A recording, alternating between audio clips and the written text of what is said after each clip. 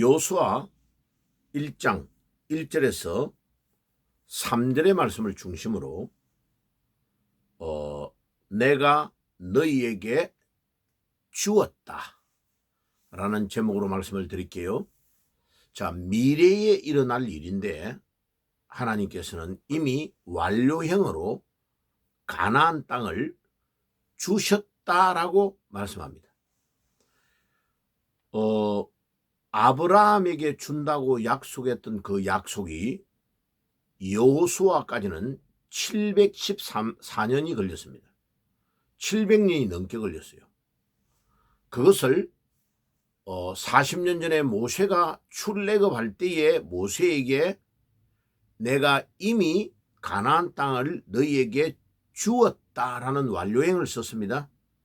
그리고 이제 사막을 횡단해 가지고 이스라엘 백성들을 데리고 요단강 앞에 딱 왔는데 여호수아에게도 동일하게 내가 모세에게 말한 바와 같이 물은 너희 발바닥으로 밟는 곳을 내가 너희에게 주었노니, 주었다라고 완료형을 말하고 있는 겁니다. 지금 요단강을 건너가지고 가나안 땅을 들어가야 되는데 아직도 건너가지 않았어요.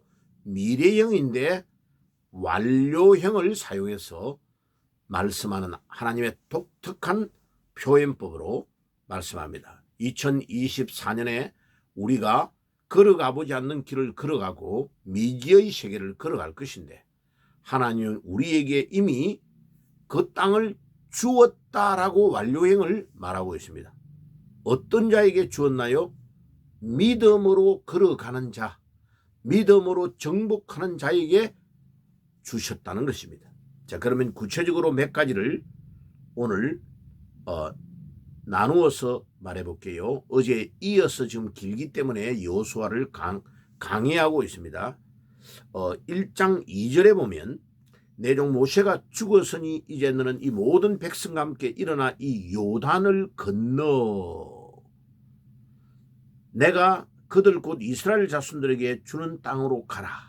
자, 이스라엘 백성들이 40년을 이끌어왔던 이스라엘의 국부인 모세가 너보산에서 하나님이 120세에 눈도 어둡지 아니하고 강건한 모세를 하나님이 불러가 버립니다. 죽었단 말이에요.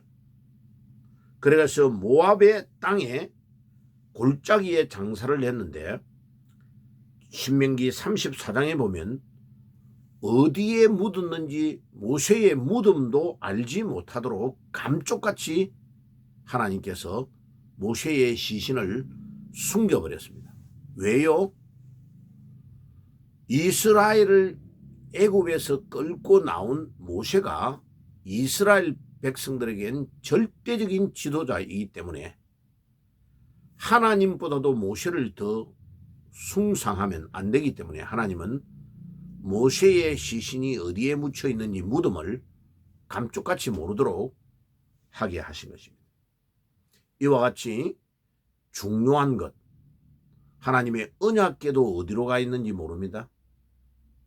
그 다음에 성경 원전도 어디 있는지를 모르도록 감쪽같이 하나님이 숨겨버렸습니다. 왜?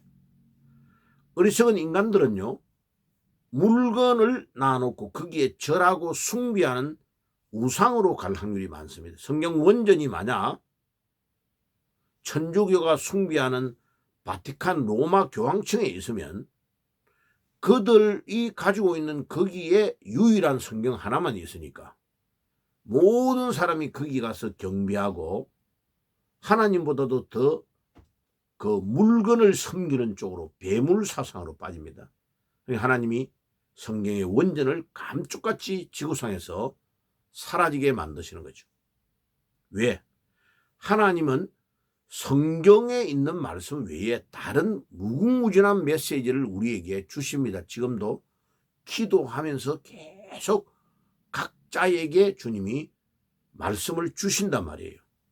활자화되어 있는 말씀도 성경인데 지금도 생생히 살아있는 메시지를 우리에게 기도를 통하여 찬양을 통하여 우리 삶의 사건들을 통하여 또 증거해 주시기도 하기 때문에 인간이 성경에만 딱 갇히지 않도록 하시는 것입니다. 모세의 시체를 감쪽같이 사라지게 한 것도 하나님의 뜻이고, 언약궤가 어디에 갔는지 모르게 하신 것도 하나님의 다 뜻이 있는 겁니다. 그래서 여호수아 1장 2절에 내 종 모세가 죽었던 것 같이 죽었으니, 이스라엘 백성들이 죽어서 모세를 모압 골짜기에 묻고 30일 동안 이스라엘 백성들이 애국했습니다. 그러니까 이스라엘 쪽으로 진군하는 것을 중단하고 30일을 애국했단 말이에요. 그러니까 더 이상 애국하고 있으면 안 되니까 하나님이 여호수아에게 모든 백성과 함께 일어나라고 말합니다. 여러분, 2024년이 밝았습니다. 이 새해에 여러분들 주위에 슬프고 애통하고 힘든 일들이 많이 있습니까? 일어나시기를 바랍니다. 그 자리에 머물러 있으면 큰일 납니다. 오늘도 하나님께서 여러분들에게 일어나라고 명령하십니다. 일어나야 되는 것입니다. 왜 일어나야 합니까? 요단을 건너 하나님이 약속해 주시는 땅으로 가야 되기 때문에 일어나야 되는 것입니다. 일어나야 될 중요한 이유가 우리에게 있는 것입니다. 그래서 그 땅을 밟고 약속의 땅에 들어가야 되는 것입니다. 또 더 중요한 것은 믿음은 충성이요, 믿음은 결단이 있는 행동을 요구합니다. 요단강 건너편에서 저기만 건너가면 저 땅이 아브라함 선조에게 약속하신 땅이고 모세에게 약속한 땅이네 하고 백날 저 땅이 우리 땅이라고 아무리 외쳐도 요단강을 건너는 결단과 행동이 없으면 그 땅이 우리의 땅이 될 수가 없고 이스라엘 백성의 땅이 될 수가 없는 것입니다. 오늘도 주님은 우리에게 믿음의 결단, 행동으로 옮기고 나아가는 것을 원합니다. 믿음은 충성이라고 했더니 계시록 2장 10절 계시록의 주제입니다. 충성이라는 단어가 믿음이라는 단어의 원어의 뜻입니다. 피스티스라는 믿음이라는 헬라어는 피스토스라는 형용사에서 나왔습니다. 이 피스토스라는 단어가 faithful, 충성스럽다는 뜻입니다. 내가 끝까지 충성하라. 그리하면 내가 생명의 멸류관을 내게 주리라고 요한계시록 2장 10절에 말씀합니다. 마지막 때에 주님에게 절대 충성하는 자가 믿음이 있는 자입니다. 그리고 주님이 말씀하신 말씀을 붙잡고 결단하고 행동으로 옮겨야 믿음인 것입니다. 야고보서 2장 17절에서 26절에 보면 행함이 없는 믿음은 죽은 믿음이라고 했습니다. 아무리 머릿속으로 생각하고 아무리 입으로 말해도 결단하고 행동으로 옮기지 않으면 믿음이 아닌 것입니다. 믿음은 결단하고 행동으로 옮겨야 되고 충성스러운 행동이 따라가야 믿음인 것입니다. 그래서 하나님은 여호수아에게 일어나서 요단을 건너라고 하는 겁니다.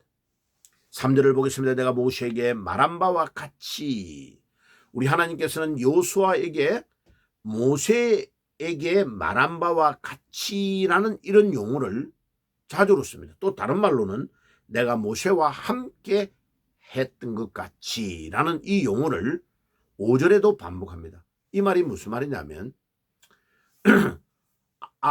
여호수아에게 가장 위로가 되고 격려가 되는 말씀은 뭐냐? 너가 모세를 40년 동안 모시고 있을 때에 하나님이 어떻게 하는 거 봤지? 그러니까 내가 모세에게 말한 것과 같이, 이러면 다른 사람은 몰라도 여호수아는 다 아는 겁니다. 내가 모세에게 함께 하였던 것 같이, 또 모세에게 말하였던 것과 같이 여호수아야 너가 이렇게 해라.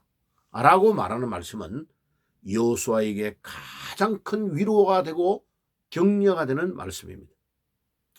여러분, 2024년도에 모세와 함께 하였던 그 하나님, 모세에게 말씀하였던 것과 같이 여호수아에게 말씀하시고 여호수아에게도 모세와 함께 하였던 것 같이 동일하게 함께 하시는 그 하나님이 여러분들과 함께 하시고 여러분들에게 동일한 말씀을 주실 줄 믿습니다. 그래서 올 한 해에 한 번도 걸어가 보지 않은 길을 걸어갈 때에 여러분들의 삶과 발걸음마다 주님이 함께 하심으로 기적이 일어나는 역사가 있기를 주님의 이름으로 축복합니다. 그러면 주님이 우리와 함께 하시면 사막에 길이 열리고 사막에 샘이 솟아나는 놀라운 역사가 일어날 줄 믿습니다. 아멘.